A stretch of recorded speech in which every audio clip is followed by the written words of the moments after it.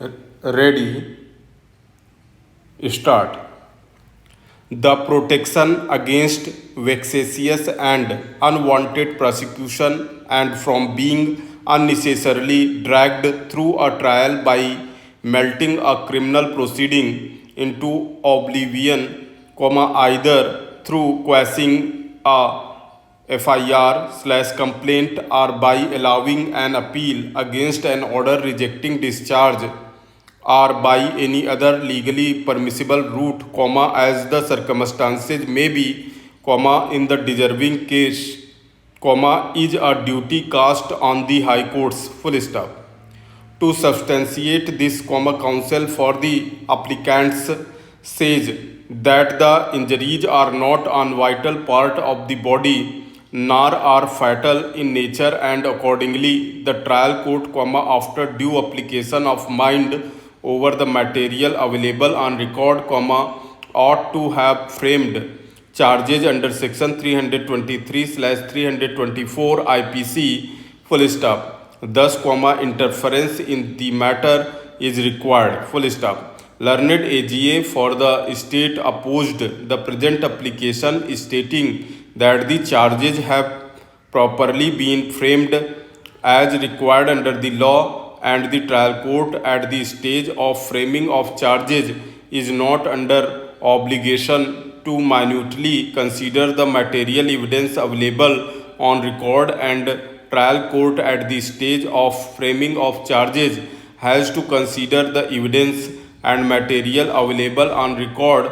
only prima facie, and as such no interference is required in the matter, full stop. Considered the aforesaid and perused the record, full stop, whoever does any act with such intention or knowledge and under such circumstances that,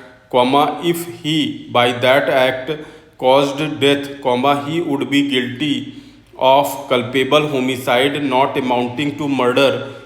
shall be punished with imprisonment of either description for a term which may extend to 3 years, or with fine, or with both semicolon and if hurt is caused to any person by such act, shall be punished with imprisonment of either description for a term which may extend to 7 years, or with fine, or with both, full stop. A bare perusal of the aforesaid statutory mandate makes it clear that by enacting section 308 IPC, the legislature has made a composite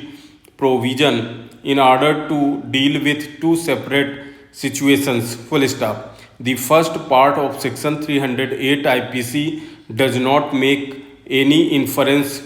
to any hurt being caused by the accused persons, and therefore, any hurt being caused is not an essential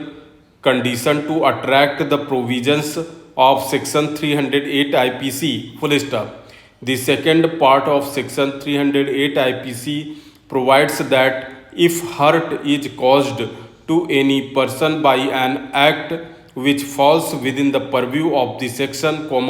the accused shall be punished with imprisonment of either description for a term which may extend to 7 years, or with fine, or with both, full stop. It is apparent that section 308 IPC is in two parts, full stop. First part relates to the case where hurt/injury is not caused, and second part relates to the case where hurt/injury is caused, and for both these types of cases different punishments have been provided, full stop. In this view of the matter, causing hurt/injury is not an essential condition/ingredient to attract the provision of section 308 IPC, full stop. Injury case and no injury case both are covered under section 308 IPC, full stop. Section 308 IPC indicates that if an act should have been done with such intention or knowledge and under such circumstances that in case the said act caused death, comma, he would be guilty of culpable homicide not amounting to murder, full stop. This is relevant, full stop. Thus, comma, the totality of the circumstances of the case will determine the nature of the offense and not the fact that whether injury has been caused or not, or injury is simple or grievous, full stop. The intention or knowledge and the circumstances under which the act has been done is to be gathered from the allegations of the FIR, comma, the evidence and other material and all other attending circumstances of the case, full stop. In Tukaram Gundu Nayak versus State of Maharashtra, comma, within bracket 1994 bracket close 1 SCC 465, comma, where none of the injuries had affected any vital part of the body and it was doubtful whether the accused had intended to commit murder of the victim, comma, the apex court attributed only knowledge that by inflicting such injuries, comma, he was likely to cause death, and it was held that an attempt to such an offense would be punishable under section 308 IPC, full stop.